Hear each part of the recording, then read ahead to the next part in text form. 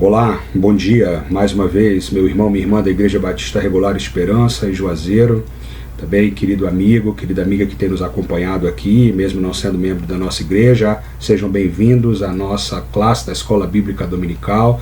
Graça e paz da parte de Deus aos irmãos queridos e queridas.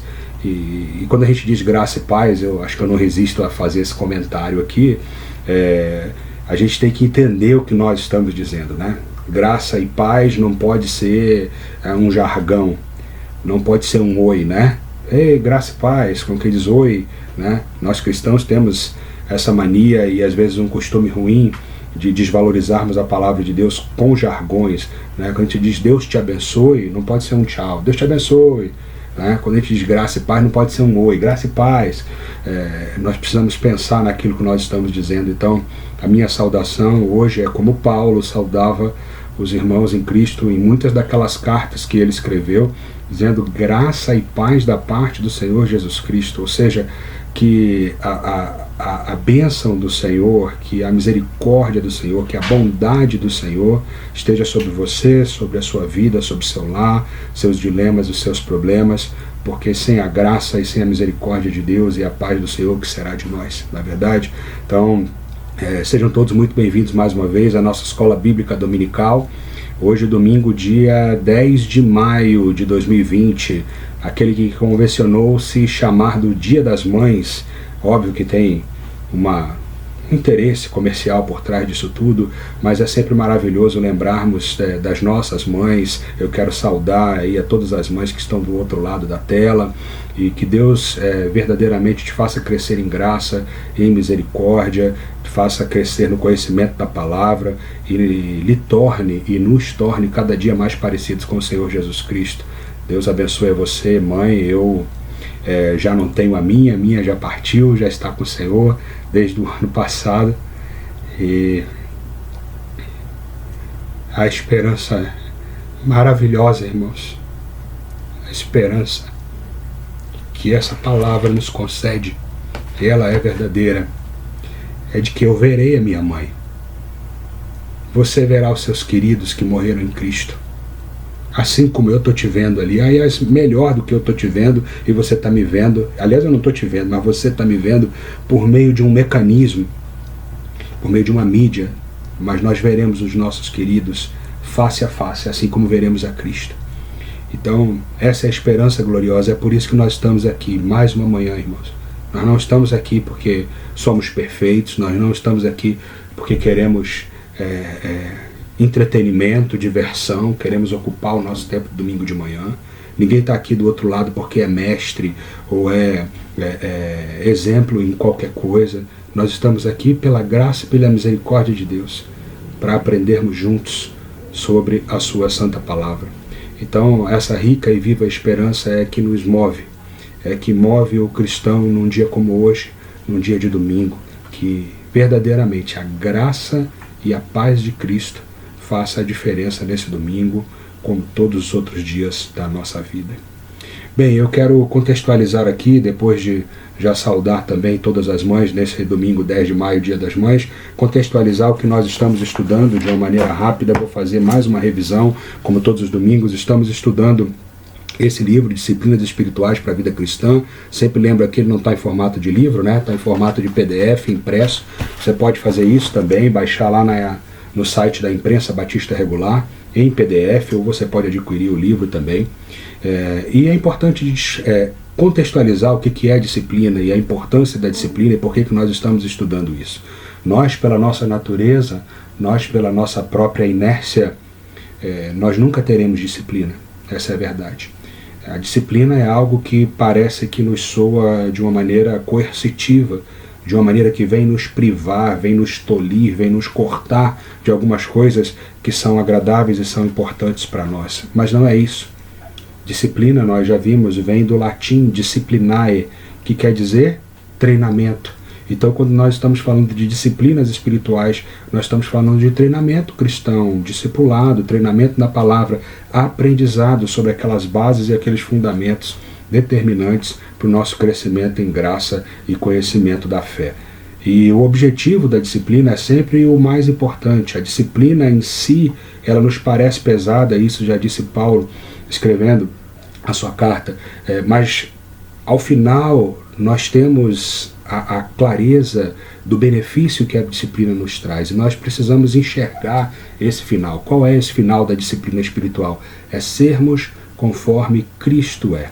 Então vale a pena todo esse esforço, todo esse suor, todo esse abrir mão da nossa inércia, da nossa carne, que nunca vai nos levar a um lugar que seja um lugar parecido com Cristo. Não, a carne vai nos levar a ser parecidos com o inimigo, porque a nossa carne, ela só tem tendências realmente não espirituais, tendências que nos levam ao pecado, tendências que nos levam a ser parecidos como Satanás é, mas nós queremos ser parecidos como Cristo. Então por isso é muito importante o conceito de disciplina espiritual. E só lembrando aqui o que nós já estudamos em termos de disciplinas espirituais. Já estudamos a disciplina, começamos estudando sobre a disciplina da absorção bíblica, depois estudamos sobre a disciplina da meditação, depois estudamos sobre a disciplina da oração, depois estudamos sobre a disciplina da adoração, depois pulamos alguns capítulos, fomos lá para frente para estudar sobre a disciplina do jejum. Na semana passada nós voltamos para o capítulo 6, estudamos a disciplina do evangelismo, e hoje nós temos o desafio de estudarmos juntos o capítulo 7, a disciplina do serviço. Hoje o nosso desafio é esse, a disciplina do serviço. Bom, eu espero que você esteja aí em mãos com o seu PDF, que já foi enviado aí para o grupo da igreja. São só 2 páginas, aqui eu imprimi frente e verso. É muito importante que você esteja com ele em mãos, por mais que os nossos queridos irmãos da mídia tentem colocar, por exemplo, mais ou menos aqui, né? Às vezes a tecnologia tem algumas dificuldades, ou o tempo não permite, ou a ferramenta não está disponível no momento. Então é muito importante que você esteja aí com o seu PDF em mãos, como também com a palavra de Deus, que é a base, obviamente, de toda a nossa instrução e de todo o nosso ensino. Vamos então iniciar o nosso capítulo 7, serviço com o propósito de alcançar a piedade. Lembrando que esse subtítulo ele vai se repetir capítulo após capítulo. Esse é o objetivo da disciplina espiritual, alcançarmos a piedade. Uma vida piedosa é uma vida conforme Cristo viveu. Cristo nos ensinou o caminho da piedade. Ele foi exemplo em amor, em conduta, em obediência. E o objetivo de estudarmos e vivermos uma vida de disciplina é sermos conforme Ele é. Esse é o nosso grande desafio. Nosso objetivo hoje é evidenciar o parâmetro bíblico de serviço a Deus como compromisso individual de todo crente, auxiliar os cristãos a desenvolverem uma disciplina de serviço por meio dos dons e talentos. Então temos aí 2 objetivos a cumprirmos no dia de hoje, se a graça do Senhor assim nos permitir. Nosso texto base está lá em Colossenses. Vamos juntos logo para lá, para esse texto de Colossenses, capítulo 1, verso 10. Esse texto é interessante porque ele não fala textualmente de serviço, mas você vai entender o contexto desse texto no que se aplica à perspectiva da disciplina do serviço. Colossenses capítulo 1, no verso 10. Estejamos todos juntos com a santa palavra do Senhor em mãos. Colossenses 1:10. Diz assim: a fim de viverdes de modo digno do Senhor, para o seu inteiro agrado, frutificando em toda boa obra e crescendo no pleno conhecimento de Deus. Que texto maravilhoso, hein, irmãos? Esse texto praticamente resume de uma forma muito prática o que é o sentido da vida do cristão após a sua conversão. A vida do cristão e o propósito da vida do cristão é exatamente esse: vivermos de modo digno do Senhor. O quanto precisamos avançar para vivermos de modo digno do Senhor, não é verdade, irmão? Para o seu inteiro agrado. Para refletir o que nós vivemos na grande maioria do tempo, no nosso trabalho, nas nossas atividades, no nosso lazer, nos nossos estudos, na nossa formação, no nosso cotidiano, na nossa família, não é para o agrado do Senhor, é para o nosso agrado. Mas o objetivo da vida do cristão é vivermos para o inteiro agrado dele. De que maneira? Frutificando em toda boa obra. E aqui está o serviço. Serviço cristão. Frutificando, dando frutos, trabalhando para Cristo e crescendo no pleno conhecimento de Deus. Esse versículo resume o que é a vida do cristão, o propósito da vida do cristão. E ele é a base aqui do nosso estudo de hoje. Vamos para a introdução então. A Bíblia, ponto 1, introdução. A Bíblia nunca nos aponta o serviço cristão como algo opcional. Mais uma vez, a Bíblia nunca nos aponta o serviço cristão como algo opcional. Não. Servir a Deus após o nosso novo nascimento, após a nossa conversão, não é eletivo, não é uma opção, é um compromisso. Servir a Deus é uma tarefa custosa. Alguém duvida disso, irmãos? Alguém vai aí do outro lado dizer que não, servir a Deus é molezinha, é molezinha. Servir a Deus é. Não, servir a Deus é algo custoso.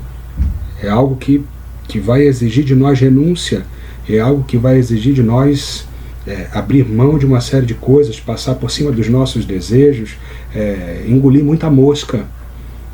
Eu tenho um irmão, um querido, saudoso irmão em Cristo, um irmão Fabiano.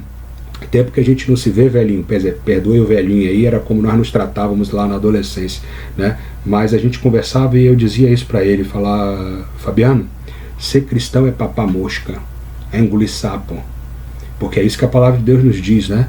Ser cristão é dar outra face. E é simples ou é custoso dar outra face? Ser cristão se alguém te pede para andar uma milha, vai uma outra. Você me obrigou a fazer alguma coisa achando que estava me fazendo mal, eu vou, além disso que você me obrigou a fazer, eu ainda vou fazer uma outra coisa. Então ser cristão e servir a Deus é uma tarefa custosa, que exige o máximo dedicação e pouco, ou às vezes nenhum reconhecimento humano. Mas Deus não nos deixou opção. Deus disse que os seus servos eram servos. Tem muito servo folgado, né? Tem servo que se acha senhor, ou tem servo que se acha contratado por CLT, né? Eu posso, a hora que eu quiser, romper o meu contrato de trabalho, né? Eu quero férias, eu quero feriado, eu quero folga, não é assim não, viu? A vida de serviço a Deus não é vida de CLT, não. A vida de serviço a Deus é servidão. E a melhor ideia de servidão é aquela que John MacArthur nos trouxe no seu livro, deixando claro que a palavra servo, no original grego, lá do Novo Testamento, quer traduzir a ideia de escravo mesmo. Nós somos escravos de Jesus. Escravo não tem direito, não. Escravo é escravo. Então, Deus não nos deixou opção.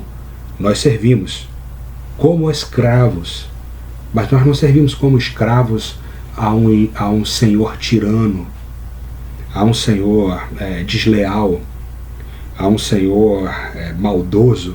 Nós servimos como escravos, cativos, a um senhor maravilhoso, a um senhor que é a essência da vida, a um senhor que é o nosso Deus.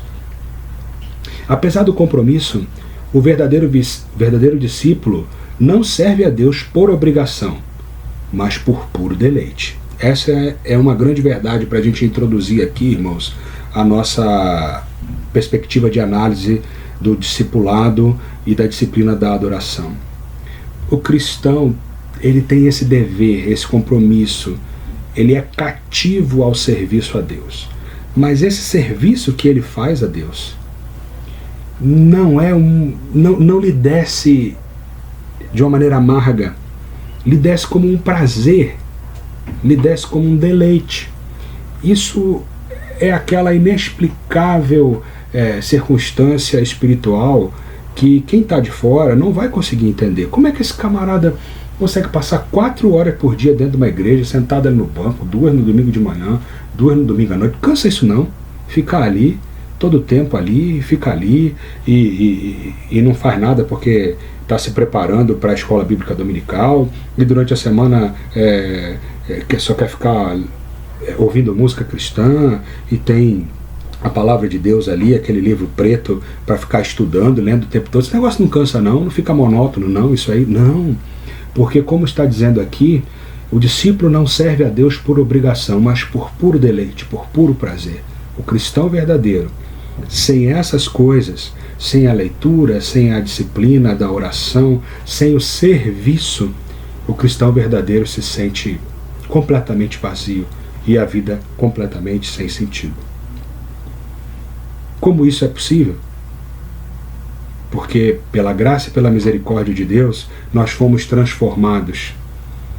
Aquele velho homem que tinha uma determinada necessidade de serviço a si mesmo, porque assim é o velho homem, ele era assim, todo o tempo disposto a servir a si, a agradar a si, aquilo que era melhor, aquilo que fazia mais sentido, aquilo que dava mais prazer a ele, servindo a ele mesmo.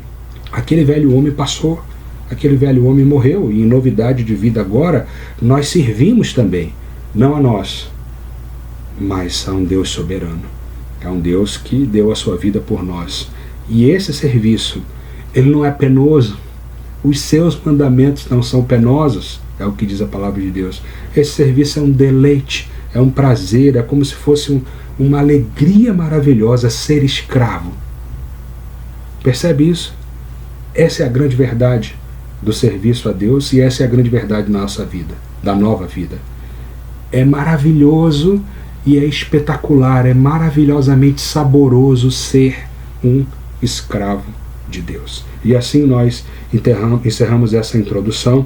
Então nós vamos avançar para o ponto 2 para fazermos um aprofundamento maior a respeito de como é que se dá esse deleite, como é que essa questão do serviço a Deus faz sentido na vida do cristão, como é que se chega a um parâmetro de disciplina de serviço a Deus. E é isso que nós vamos estudar a partir de agora. Então, vamos lá? Eu queria fazer um pedido de licença a você para começar essa segunda parte invertendo um pouco a ordem do que o autor nos apresenta na sequência lógica do capítulo 7. No capítulo 7, Donald Whitney começa falando a respeito da disciplina do serviço e ele conclui na segunda metade do capítulo falando a respeito dos dons espirituais. Eu queria inverter essa sequência. Primeiro tratar a respeito dos dons, para depois entrar na perspectiva da disciplina do serviço e do serviço cristão. E eu vou explicar o porquê. Serviço cristão e dons espirituais são questões praticamente indissociáveis. Uma é consequência da outra. Aliás, o serviço é consequência do bom uso dos dons espirituais que Deus entregou à sua igreja. Então é prudente, primeiro, nós aprofundarmos a perspectiva dos dons. Talvez você nunca tenha aprofundado um pouco mais o estudo, uma perspectiva dos dons espirituais segundo a Bíblia, segundo a palavra de Deus. E depois disso vai fazer um pouco mais sentido para você esse serviço fluido, por deleite, esse serviço que não é amargo, esse serviço que é um prazer. Como é que o cristão consegue ser escravo de um Deus, servindo a esse Deus com prazer e com deleite? Então, você vai entender isso melhor quando você entender a questão dos dons espirituais. Eu estou só colocando os dons na frente para que faça melhor sentido o entendimento das disciplinas de serviço cristão, tudo bem? Então vamos lá. Ponto 2, entendendo os dons. O primeiro passo na estruturação de uma vida de disciplina no serviço é um melhor entendimento da teologia dos dons. Teologia dos dons. Por quê? Porque é por meio deles que Deus capacita a sua igreja. Vamos lá para o texto de Efésios 4. Vamos ler os versos 8 e 9 e também o verso 12. Efésios, capítulo 4. Vamos ler os versos 8 e 9. E depois vamos ler o verso 12. Do 9 a gente pula para o 12. O que disse então o texto de Efésios 4:8? Por isso diz: quando ele subiu às alturas, levou cativo o cativeiro e concedeu dons aos homens. Ora, que quer dizer subiu? senão também que havia descido até as regiões inferiores da terra. Vamos pular para o 12. Esses dons foram entregues com vistas ao aperfeiçoamento dos santos, para o desempenho do seu serviço, para a edificação do corpo de Cristo. Esse texto está nos dizendo de uma forma muito direta e prática que quando Cristo subiu aos céus ali, e a gente vê ele envolto naquela nuvem, ali no início do livro de Atos, e então ele deixa claro: olha, eu não vos deixarei só não, eu vou enviar um outro Consolador que vai estar convosco para sempre. Mas junto com esse Consolador, ele entregou dons, levou cativo o cativeiro e concedeu dons aos homens. Levou cativo o cativeiro porque ele venceu a morte. O cativeiro que nos prendia ao pecado, à condenação eterna, na sua ressurreição, Cristo venceu. Então ele levou consigo cativo aquilo que nos cativava. E quando ele fez isso, o verso 8 diz que ele concedeu dons aos homens. Você consegue entender? Consegue perceber isso? Por isso que é por meio desses dons, como nós vimos no verso 12, com vistas ao aperfeiçoamento dos santos e para o desempenho do seu serviço para a edificação do corpo de Cristo, são esses dons que Deus usa para capacitar e edificar a sua santa igreja. Conseguiu entender essa perspectiva?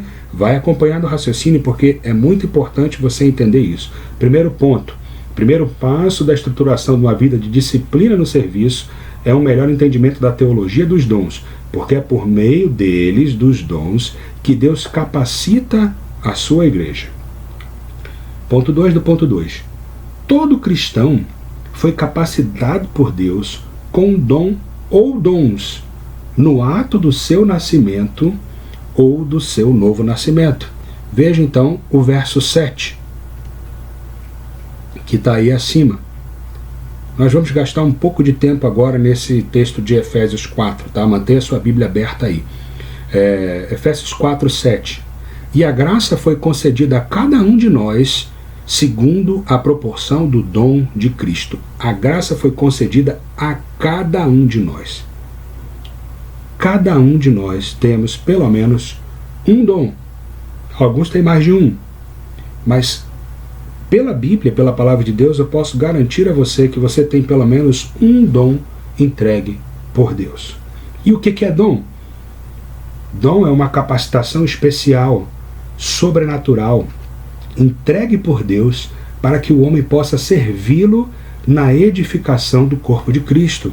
Uma capacitação fora da curva, sobrenatural, que ela não é humana, que ela ou foi entregue a você no ato do seu nascimento, você nasceu com esse dom, ou ela foi entregue a você no ato do seu novo nascimento, no dia da sua conversão. Pode ser que você não tivesse aquele dom antes da sua conversão, mas quando Deus lhe converteu, Ele lhe entregou um novo dom. Ou pode ser que no curso da sua vida toda você já tenha tido esse dom. Há pessoas, depois nós vamos entrar um pouco mais na perspectiva dos dons, mas deixa eu usar um exemplo simples aqui para fazer sentido para vocês. O dom da palavra, ou o dom da profecia, de proferir.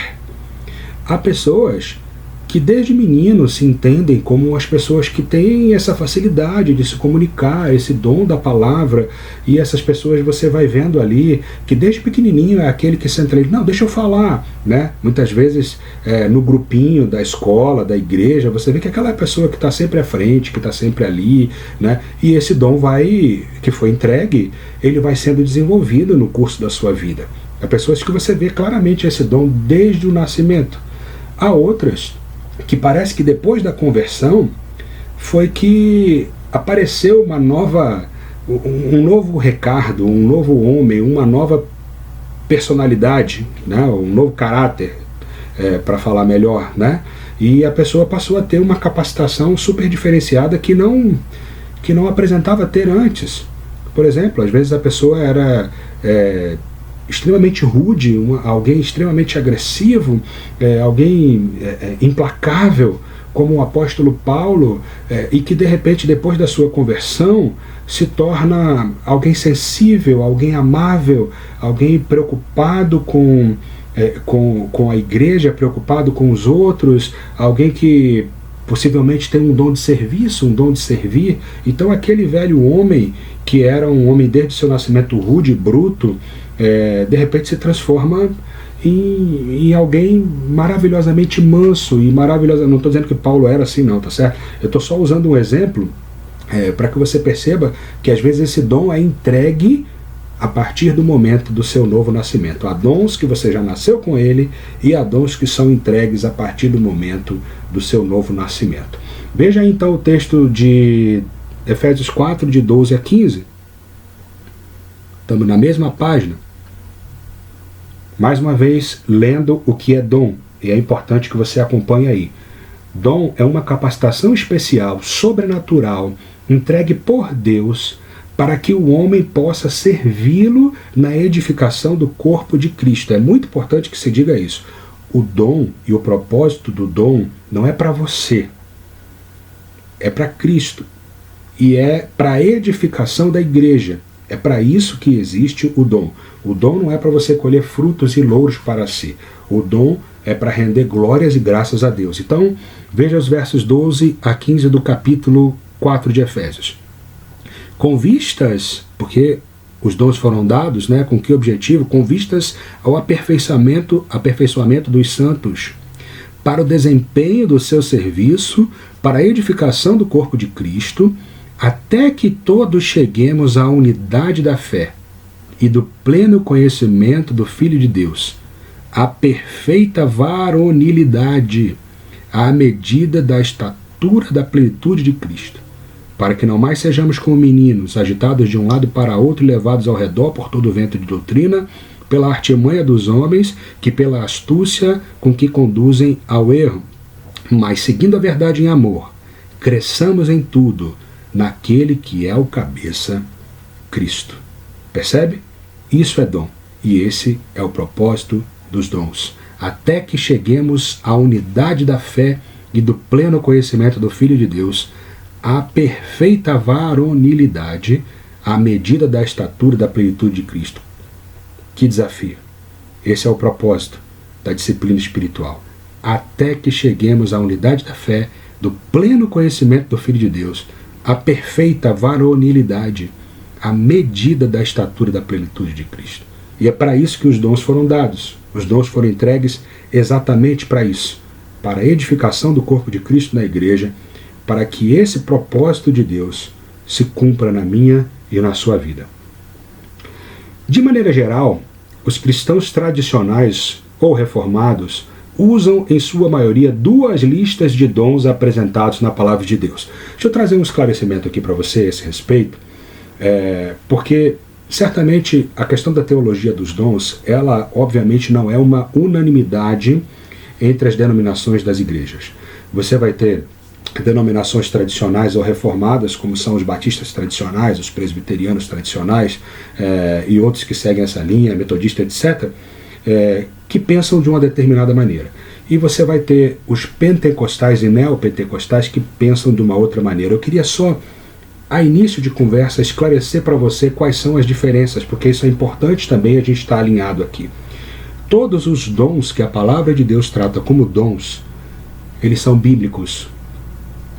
Acontece que nós cristãos tradicionais e os cristãos reformados, na sua grande maioria, nós cremos que alguns dons, como aqueles dons revelacionais, eles cumpriram o seu papel na história e passaram. Eles não são mais aplicáveis ao dia de hoje. E há outros dons que continuam sendo aplicados até o dia de hoje. Então você vai dizer assim, mas alguém está me dizendo que eu sou cristão e não creio no dom de línguas. Não, eu creio no dom de línguas. Está aqui, está na palavra de Deus, está aqui, está escrito. Agora, eu creio que a aplicação do dom de línguas, a aplicação, por exemplo, do dom de cura, milagres, isso aconteceu num período específico da história, naquele período do primeiro século, da primeira expansão da igreja, onde Deus tinha um propósito específico de, por meio do testemunho do Evangelho, fazer com que a igreja avançasse. Cumprido esse propósito do avanço da igreja, esses dons continuam sendo bíblicos e históricos aqui na palavra de Deus, mas nós entendemos, cristãos tradicionais, reformados, que esses dons, eles cumpriram o seu papel na história e eles hoje não estão ativos daquela maneira que estavam. Deus pode curar? Pode.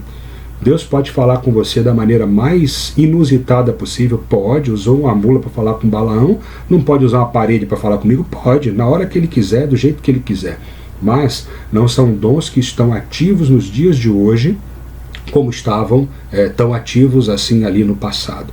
E ainda, além disso, tem uma série de questões de aplicação dos dons, por exemplo, aquele dom que nós estamos falando de profecia revelacional que existia lá no início do Antigo Testamento. Tem muita gente hoje que se diz profeta revelacional, dizendo que Cristo vai voltar a tal data, dizendo, olha, eu profetizo para a sua vida isso, aquilo, aquilo outro. Muito cuidado com isso, irmãos. Um profeta não erra. Um profeta de Deus não diz bobagem. Um profeta de Deus nunca se contradiz na sua profecia. Alguém que diz você está curado e a pessoa não está curada é um falso curandeiro, é um falso profeta.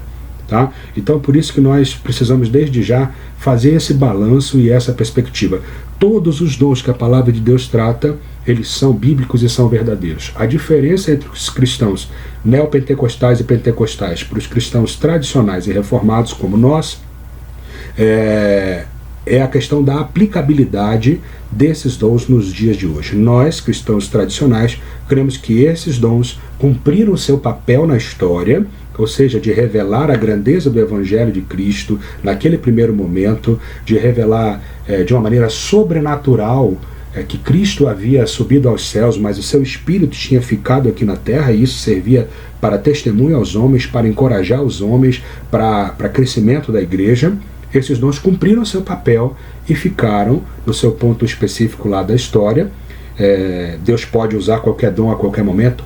Pode, mas não são comuns de serem aplicados e usados nos dias de hoje, e precisa de critério bíblico para que eles sejam analisados, a sua veracidade e a sua profundidade.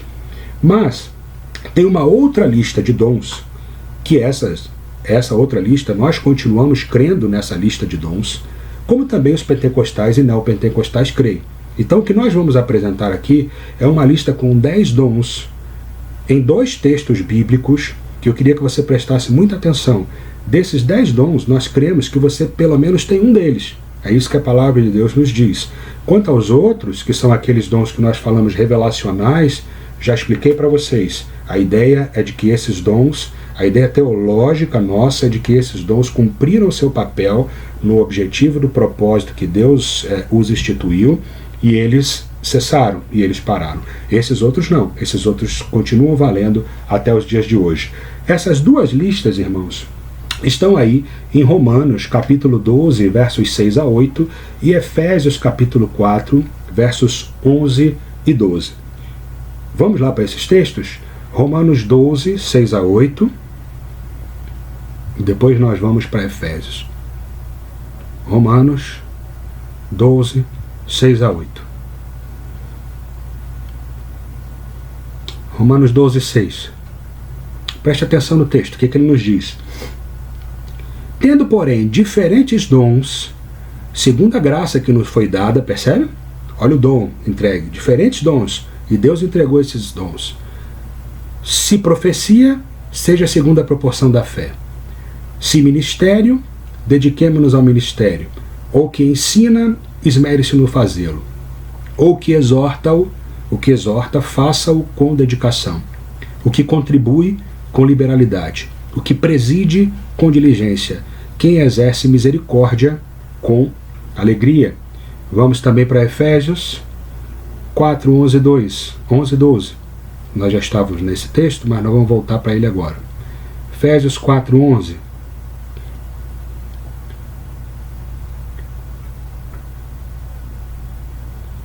Efésios 4, 11. Ele mesmo concedeu uns para apóstolos, outros para profetas, outros para evangelistas, outros para pastores e mestres, com vistas ao aperfeiçoamento dos santos, ao desempenho do seu serviço, para a edificação do corpo de Cristo. Vamos para essa lista, o que esses dois textos nos falam. Primeiro, de maneira geral, os cristãos tradicionais ou reformados usam em sua maioria duas listas de dons apresentados na palavra de Deus. Primeiro dom, que esses textos nos tratam, profecia. Aí é importante a gente entender o que é a profecia que nós estamos falando aqui. Não estamos falando profecia de prever o futuro. Nós estamos falando de profecia de proclamar os ensinos das Escrituras e a salvação. Profecia de proclamar. Profecia de publicizar, de falar a respeito das grandezas, dos ensinos da Escritura e da salvação. Você está entendendo? Não estamos falando de profecia de prever futuro. Esse é um daqueles dons revelacionais que nós falamos lá atrás, que nós acreditamos que cessaram. Mas o dom de pronunciar, proferir a palavra de Deus, ele permanece até hoje. Se você pensar, por exemplo, a grande imensa maioria dos nossos pastores tem o dom da profecia, de proferir a palavra de Deus. Outro dom, ministério, que é o dom de servir, de ministrar em uma causa. Esse dom de ministério também pode ser, em alguns casos, aplicados ao dom de serviço, que é aquele dom de absolutamente estar aberto e estar totalmente disponível para servir a uma causa, para ministrar a uma causa. Terceiro dom, dom de ensino, e aí a gente não precisa traduzir o que é dom de ensino. Outro dom, dom de exortação, que é encorajar os abatidos e os necessitados. Outro dom, dom de contribuição, dom de ofertar e repartir. Existem pessoas que têm um dom diferenciado de repartir o que têm.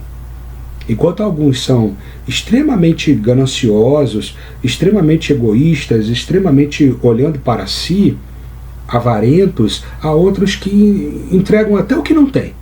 Isso é um dom. Dom de presidência ou de liderança.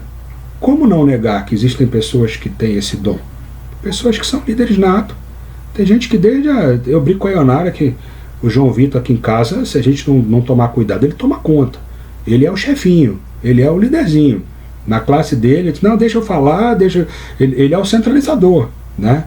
Já dá para perceber desde o início que ali há um dom de liderança. Óbvio que nós temos que tratar bem esse dom para esse dom servir a Deus em glórias e em honra e não esse dom ser usado de uma maneira equivocada e despropositada. Mas nós conseguimos perceber desde muito cedo pessoas que têm dom de presidência ou de liderança. Dom de misericórdia, dom de compaixão. Aquelas pessoas que não conseguem ver determinadas circunstâncias sem se entregar e sem se envolver com elas de maneira misericordiosa e com compaixão. Dom de evangelista, lembra que nós falamos na semana passada sobre a lição de evangelismo? Há pessoas que têm dom de evangelismo, uma capacidade diferenciada de anunciar as boas obras da salvação. Dom de pastor, dom de mestre. E o mestre é um desdobramento do dom do ensino, né? Então você imagina que alguém ensina de uma maneira, tem o dom de ensinar, mas outro ensina de uma maneira tão diferenciada que ele consegue ser um mestre naquilo que ele ensina. Até os outros que aprendem e que também têm dom de ensino vão buscar com esse que tem o dom de mestre, o dom de maestria. Esses são então, irmãos, os 10 dons que nós podemos listar e podemos dizer que estão válidos, e não há aqui nenhuma dúvida de que eles continuam valendo até os dias de hoje. É nesses dons que eu gostaria que você prestasse atenção na sua vida, porque Deus te capacitou com pelo menos um desses dons. E esses dons que vão fazer sentido no serviço cristão, e eles vão viabilizar aquele serviço fluido, aquela perspectiva de prazer e de deleite no serviço. Próxima página. Seja qual for a linha teológica adotada, pentecostal ou neopentecostal, ou tradicional, ou reformada, há unanimidade de pensamento a respeito da validade e aplicabilidade desses 10 dons, citados agora há pouco. Todo cristão recebeu de Deus pelo menos um desses dons, e é por meio deles que a igreja é edificada. 1 Pedro, primeira carta de Pedro, capítulo 4, verso 10. Não é 410 não. 1 Pedro, capítulo 4, verso 10. 1 Pedro, capítulo 4, verso 10.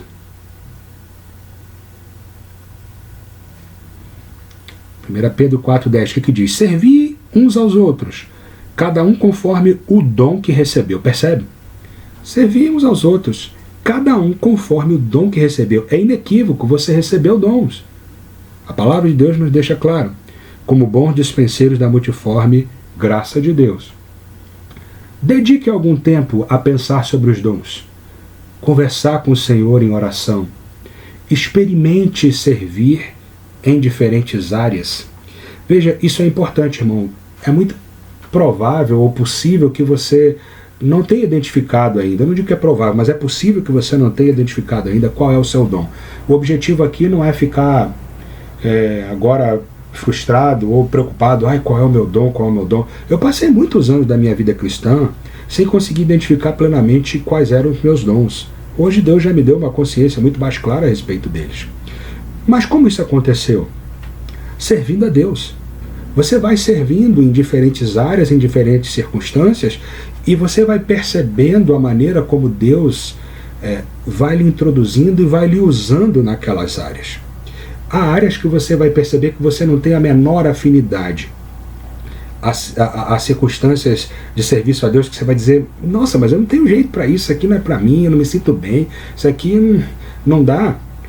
Há outras áreas que você vai percebendo a fluidez com que as coisas vão acontecendo, o deleite, o prazer, o tempo passa e você não vê, e quando você vê, já é madrugada e você está envolvido naquilo. A melhor maneira de você se envolver na perspectiva do entendimento dos seus dons é experimente servir em diferentes áreas. Desde a minha adolescência, a minha meninice, eu me lembro que eu fazia um monte de coisa na igreja. Tinha coisas que eu sentia que não eram minhas. Até hoje eu sinto. Dentro da minha casa, por exemplo, minha esposa tem um dom de serviço. Eu posso dizer isso porque ela sabe e ela reconhece isso. Minha esposa tem um dom de serviço.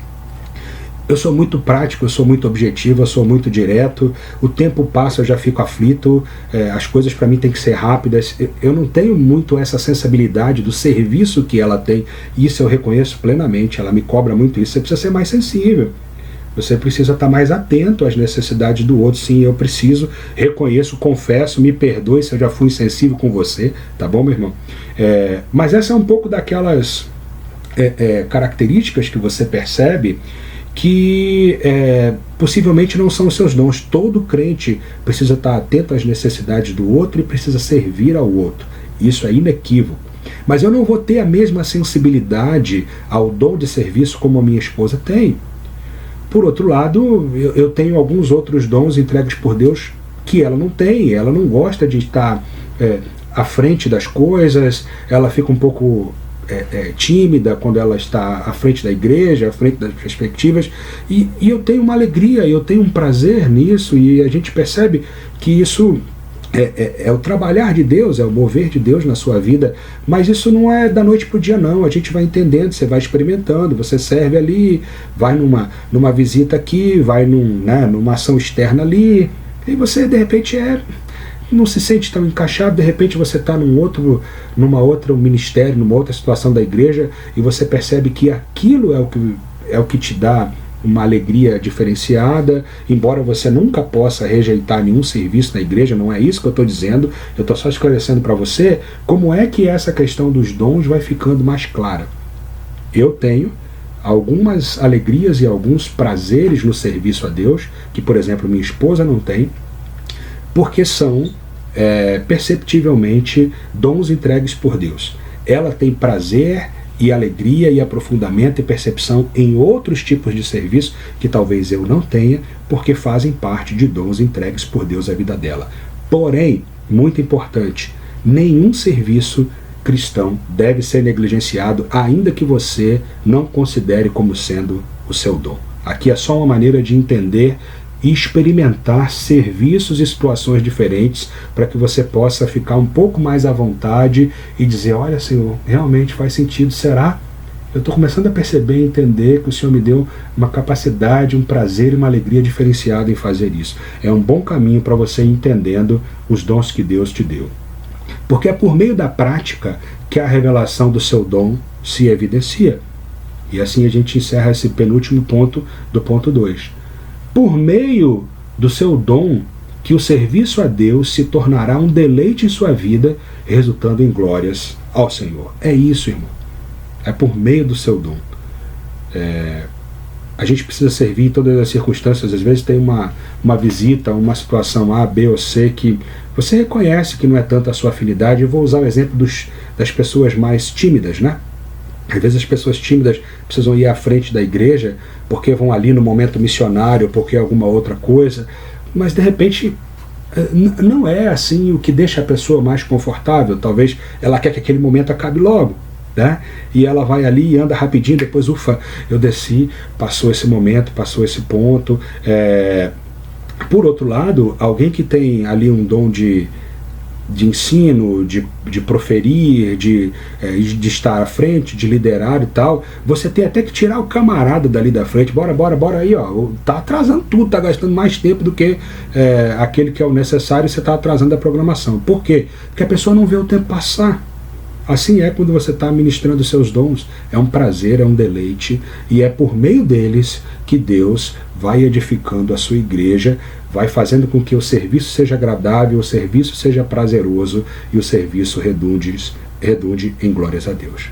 Muito bem, vencemos assim esse ponto 2, que é o ponto maior aqui, que a gente ia tratar a respeito dos dons espirituais, e vamos agora entrar então no fechamento da lição, como desenvolver a disciplina do serviço. Vamos lá então?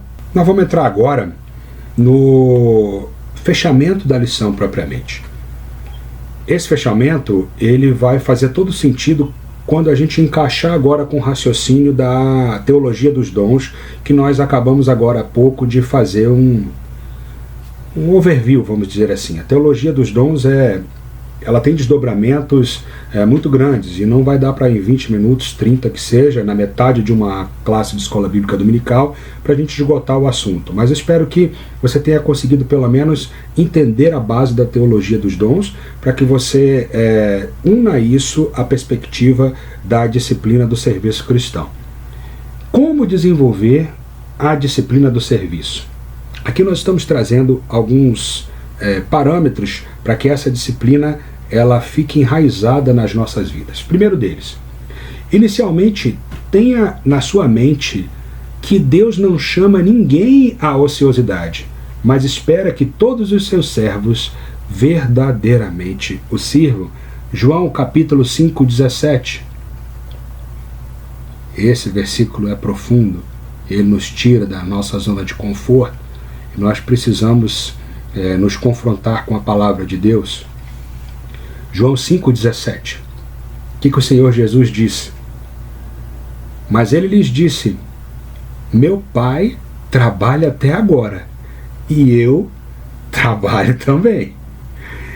Vida cristã é vida de trabalho, não é vida de aposentadoria, não é vida de férias, não é vida de momentos. Deus não está chamando nenhum cristão e nunca chamou nenhum cristão para ficar com o pé em cima da cadeira. Aliás, se você for perceber e for se lembrar dos 12 apóstolos, cada um dos que Deus chamou estava fazendo uma determinada atividade. Não tinha desocupado, apóstolo desocupado, não. Todo mundo deixou o que fazia para fazer uma outra coisa e se dedicar ao seu ministério. Então Deus não chama ninguém à ociosidade. Deus chama pessoas ocupadas. Sim, você tem as suas rotinas, você é mãe, você é pai, você é profissional, você é tudo isso, mas isso não é motivo para você não servir a Deus. Porque Jesus disse: meu Pai trabalha até agora, e eu trabalho também. E Deuteronômio 10, 12, o que a palavra de Deus nos diz? Deuteronômio 10, 12.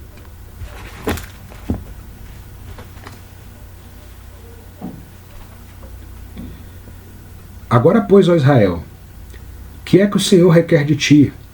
Não é que temas o Senhor teu Deus, andes em todos os seus caminhos, o ames e sirva ao Senhor teu Deus de todo o teu coração e de toda a tua alma.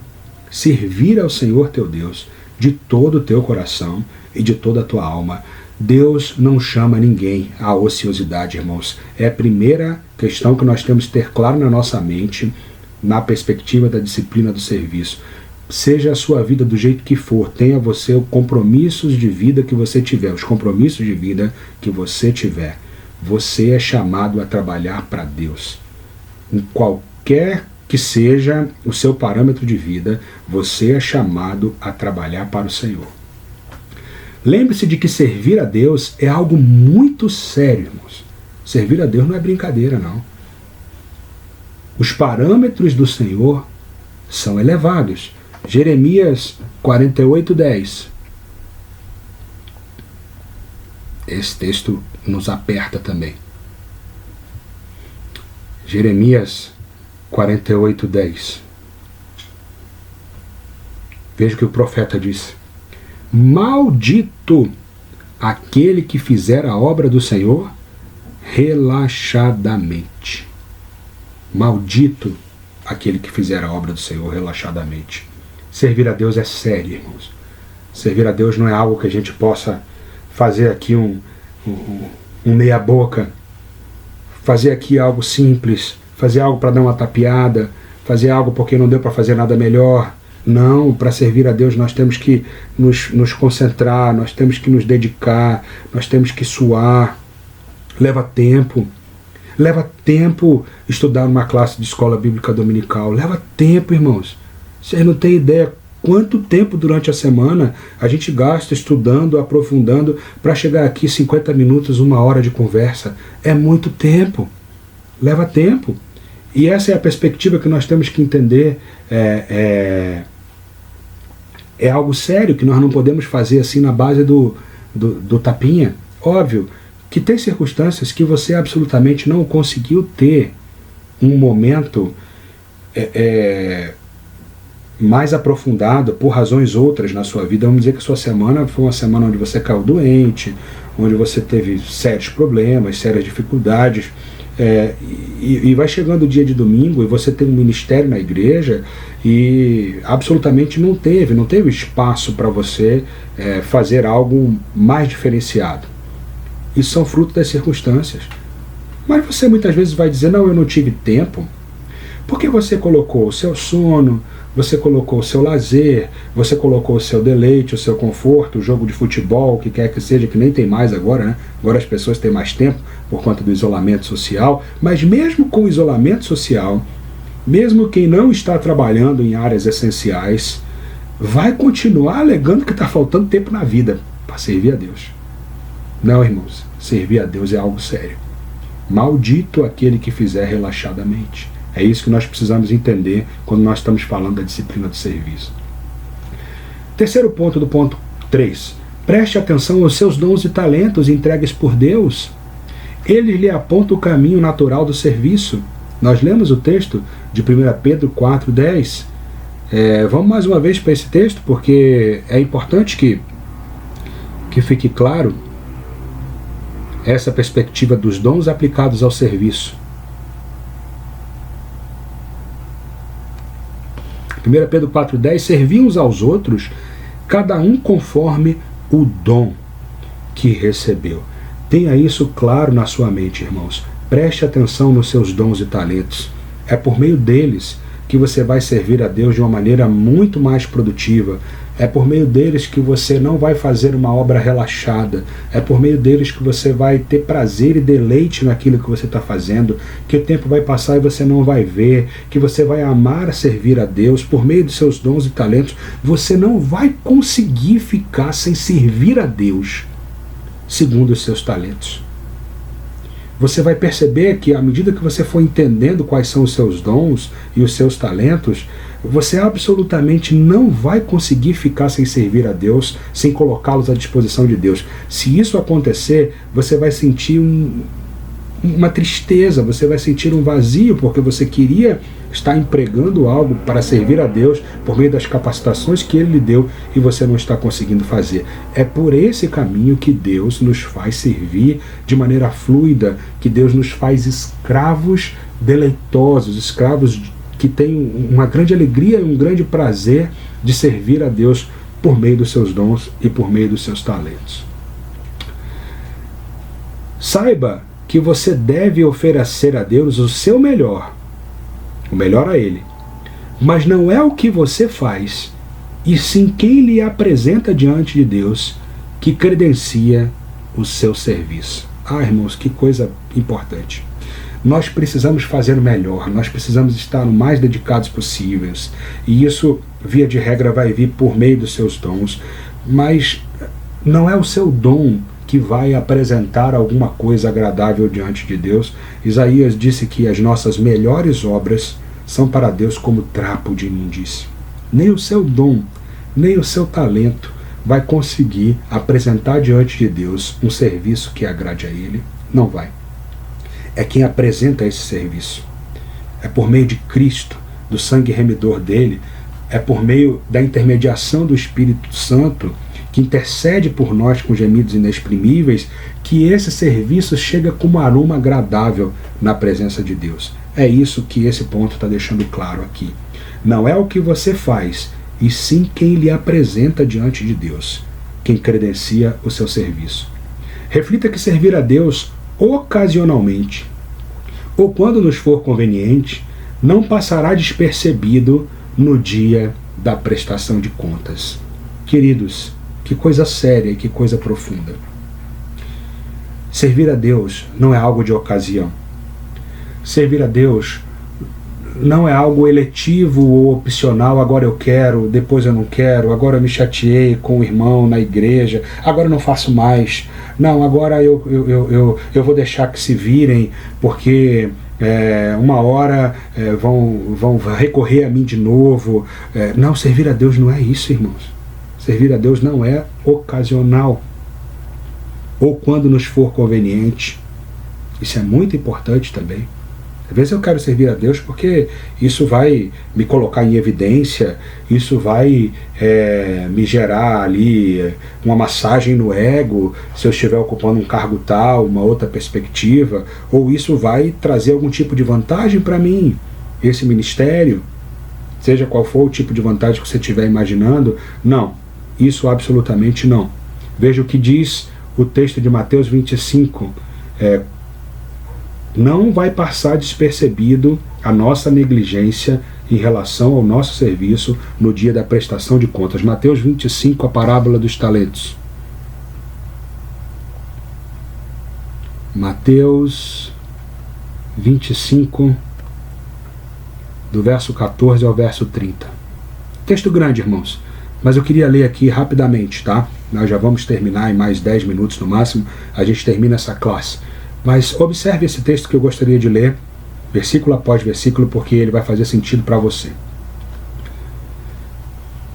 Parábola dos talentos, Mateus 25, de 14 a 30. Pois será como um homem que, ausentando-se do país, chamou os seus servos e lhe confiou seus bens. A um deu 5 talentos, a outro 2, e a outro 1.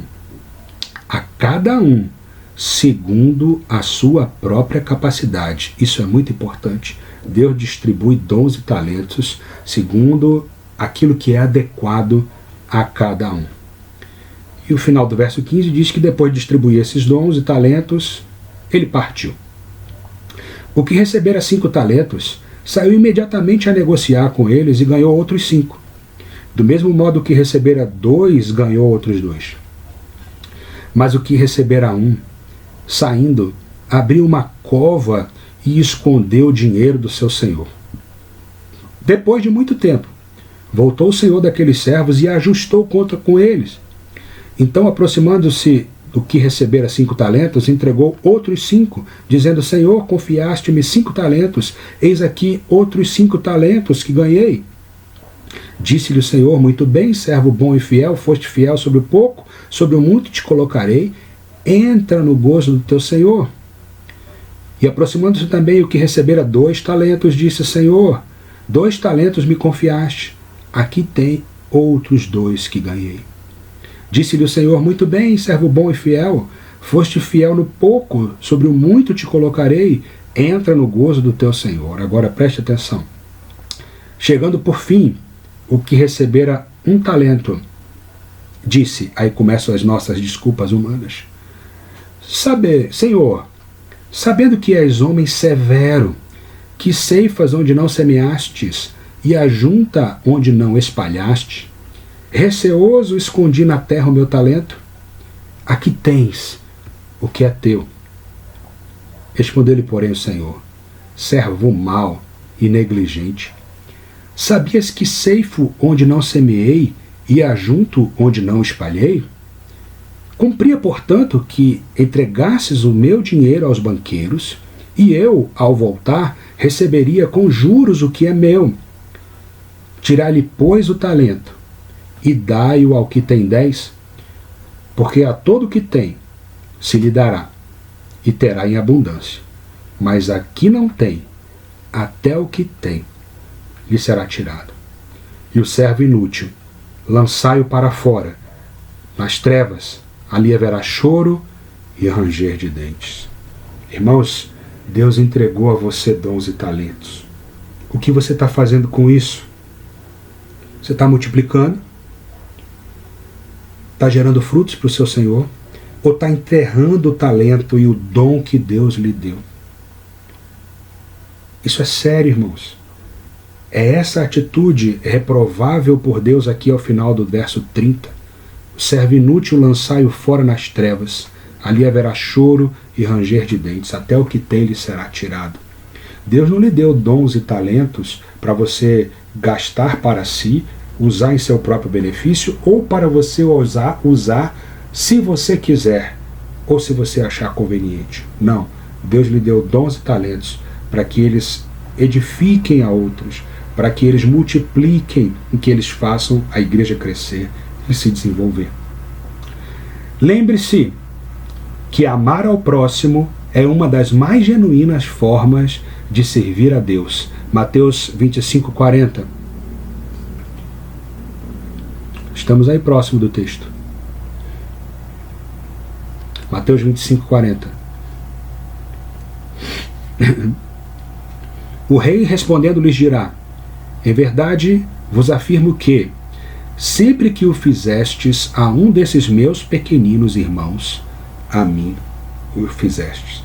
Nós vemos uma série de textos na palavra de Deus, irmãos, como o texto de Mateus 12:31, amar a Deus sobre todas as coisas e ao próximo como a si mesmo, que nos impelem a essa perspectiva.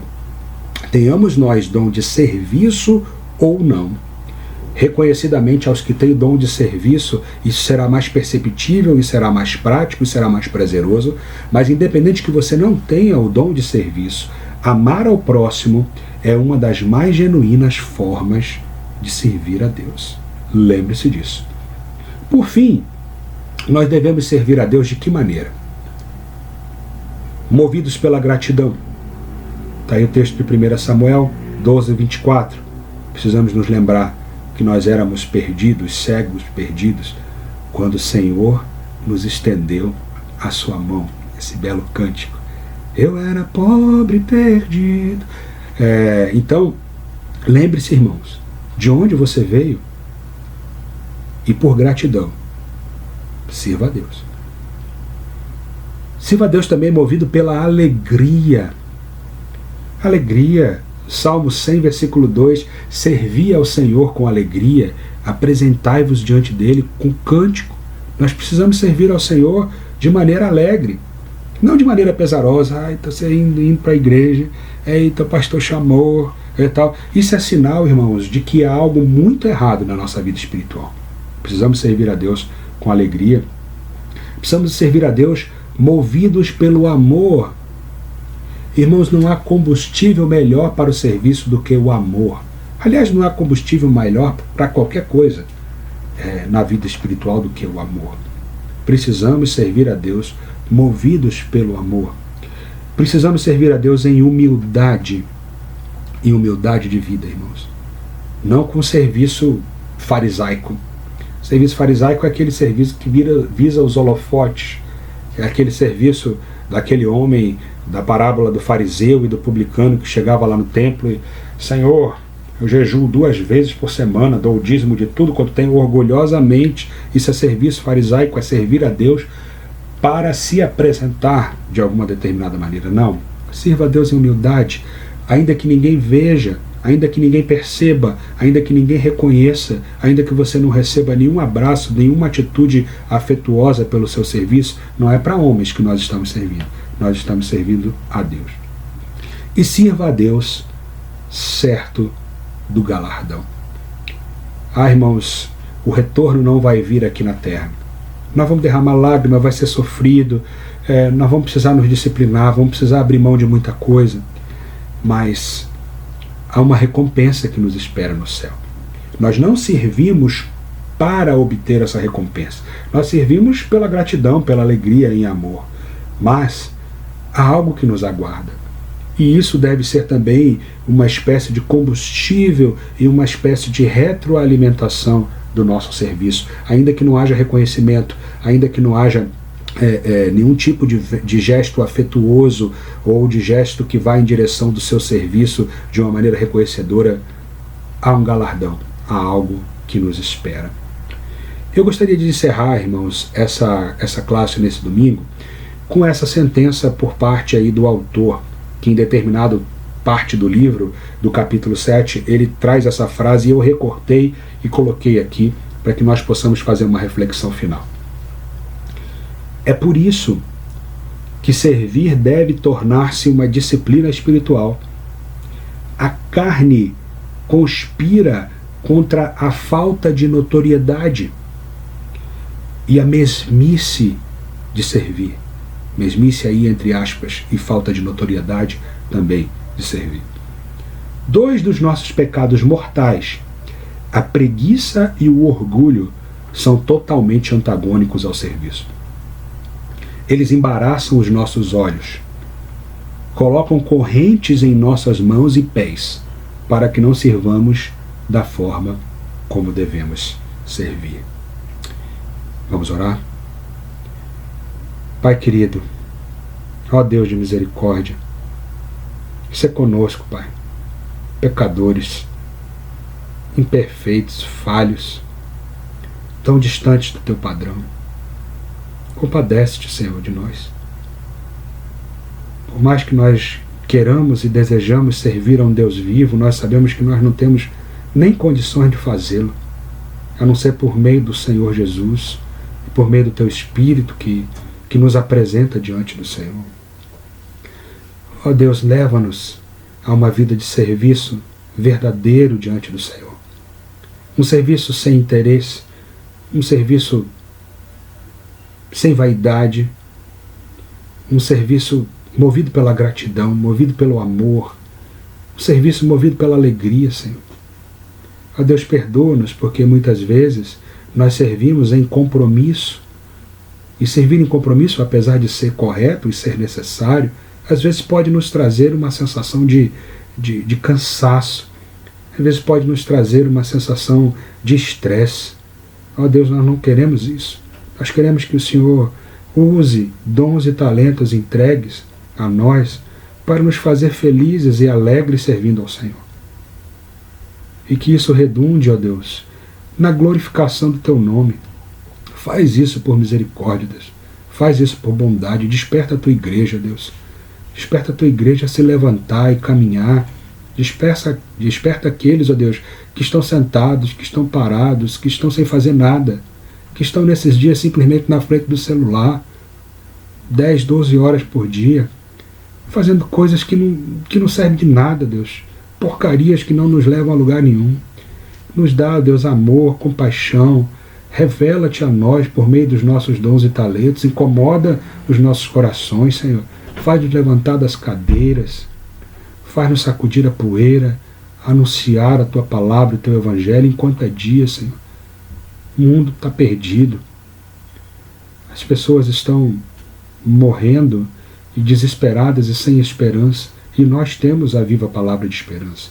Usa, Senhor, usa dons, usa talentos, usa aquilo mesmo que o Senhor entregou por meio da dispensação da tua graça e misericórdia, para que as nossas vidas sejam úteis e sejam agradáveis a ti.